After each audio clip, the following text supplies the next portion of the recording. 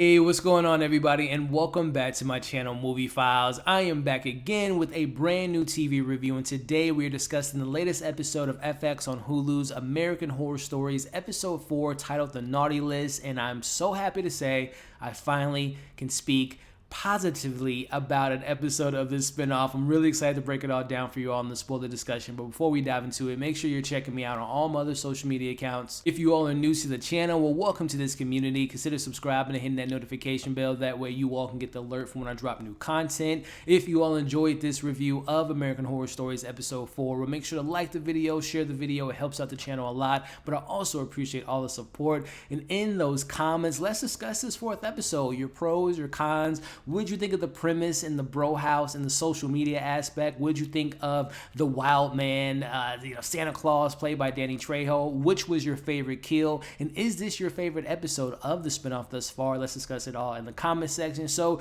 just initial thoughts. If you all have been watching the previous 3 reviews that I've done for the spinoff, I wasn't the biggest fan of the characters. Felt unlikable. The stories felt so discombobulated. It just wasn't fun. It just wasn't what I was expecting to see with a spinoff of American Horror Stories. And in my rankings of the episodes were definitely probably 3, 1, and 2. But I'm happy to say that I really enjoyed this 4th episode. This is what I was kind of expecting with this spinoff. Not necessarily relying on nostalgia, giving us these new, fun, innovative type of stories that we can maybe relate to in this time that we live in, which this was heavily focused on social media and the social media influencers and, what people are willing to do to get a click, to get a like, to get a share, and all that stuff. So I really enjoyed the story.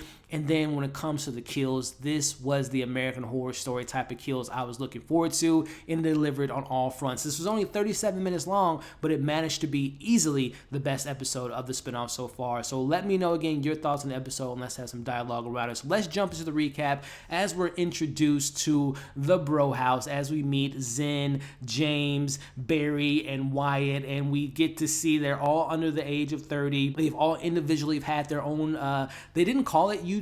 I can't remember like the platform that they used, but it was essentially YouTube, right? And they referred to them as subscribers and followers. So they've all had their own social media presence, but then they decided to come together and have this kind of, we know these YouTubers out there, the prank channels and all that different stuff, and they have some really big numbers, and they do some really ridiculous things to get a click, to get a like, to get a share, and they're very successful at it. But I love how, number one, I was able to, I'm not a prankster by any means on my YouTube channel. Obviously, you all know I do reviews, but in regards to the relatability factor of like, man, what's the next thing to push the envelope? What's the next thing to get these new subscribers? So it was really kind of relatability in that sense. But in regards to the narrative here, we see that they are trying to really get those subscriber numbers up. They're trying to hit 5 million subscribers, and they're trying to think, okay, what can we do next to really get us over the edge? So the leader of the group comes up, Zen, he comes up with the idea to go to the suicide bridge and watch, and luckily maybe find someone to actually jump off the bridge, which they do come across this gentleman. And this is very, again, speaking of YouTubers and influencers, if you all remember, it might have been 3 years ago, but the big YouTuber out there, influencer out there, I believe it's Logan Paul, he did a very similar thing where he went to a particular forest in Asia, which was known for people committing suicide, and he recorded someone being hung on the tree, which is very reminiscent of what this episode had to do. And again, the whole idea of like, let's get clicks, let's have people watch this, was just so messed up. And that mindset, you already know that these are bad people, even though I'll get to the comedy beats in a minute, but that's just such a bad thing to do, to exploit someone's pain and suffering, and just, really messed up. But again, I'm just like, oh, this is interesting, because they're tying it into reality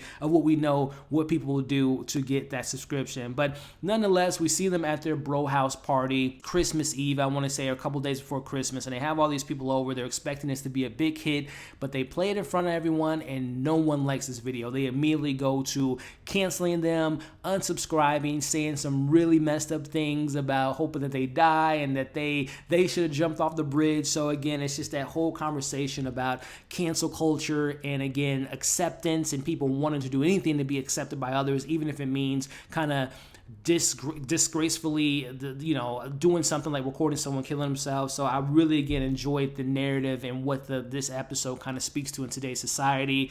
And then this is where the episode, to me, and this is why I love American Horror Story, it plays into the genre of the horror tropes, right? There's the kills, there's the thrills, there's the blood, guts, and all that stuff, but it's also a sense of levity and a sense of comedy, and none of the comedy in the first 3 episodes to me worked whatsoever. But this episode here, man, with the whole homosexual and them playing into their more feminine side and the whole workout thing, and the guy was spilling his ice cream on his abs, no homo, no, like, to me, that was just so funny to me. It's just, again, what would people were willing to do, not being themselves and playing into a certain group of people just so they can get likes, just so they can get shares. So again, I thought that was just really, really funny how they played into, is putting a mirror in front of society.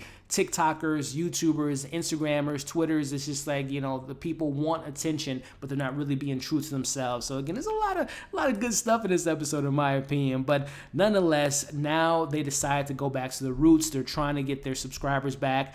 But Danny Trejo has some other plans for them, as we're introduced to Santa as they go to the mall. And we see Barry comes with the idea of, like, let's go back to just being fun and having a good time. But Zen wasn't about that life, as we immediately see them harassing the employee that was dressed up as an elf. Another one of the employees came up and they were making fun of him and his height. And then we see inevitably Zen makes his way to Santa Claus and announces to the whole mall in front of all these kids that Santa doesn't exist. And we see Santa Claus, played by Danny Trejo, who we'll talk about here in a second because I thought he was fantastic. He says, "You're going to get what you deserve." And at that point, I'm like, oh yeah, now we're really batting into the thick of things.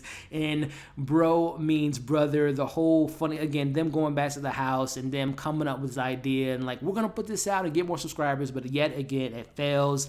But my favorite part of the episode takes place, and we get these incredible kills, which were just next level to me, as we see one by one. First, Wyatt goes out when he goes to the garage, gets his neck snapped, and I love that they put the camera in the refrigerator, and again, the whole idea of like what people will do and how people would react to certain things, because once they put that video up, it went viral, right? They got all their subscribers back. People were like, yeah, this is great, going back to this craziness. And it's just like, what the hell?